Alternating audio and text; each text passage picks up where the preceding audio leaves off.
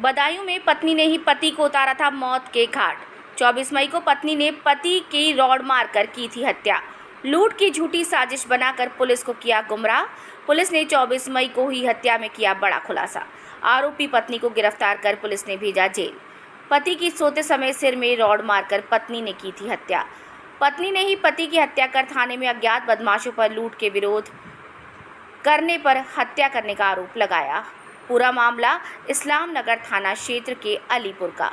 देखिए, दिनांक 24/5 को प्रातःकाल ये सूचना प्राप्त हुई कि इस्लाम नगर के गांव में एक व्यक्ति की हत्या कर दी गई है। और मौके पे जब पुलिस पहुंची तो उसकी पत्नी ने बताया कि 4 बदमाश घर में घुसे थे, जिन्होंने उनसे उनके जेवर ले लिए, पैसे ले लिए और पति के सर पे वार करके, जिसके बाद उसकी मृत्यु हो गई, वो चले गए।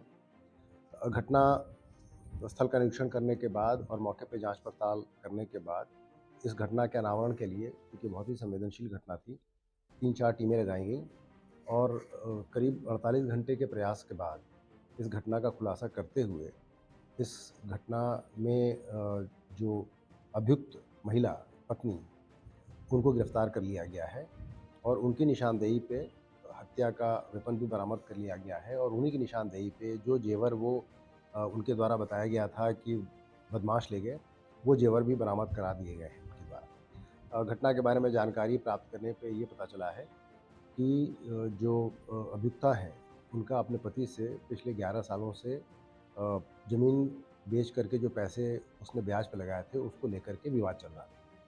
उनका ये भी कहना है कि पति ने सारे पैसे दूसरों को दे दिए थे, घर में वो कोई पैसा देता नहीं था और उस बात को लेकर के घर में झगड़ा होता था।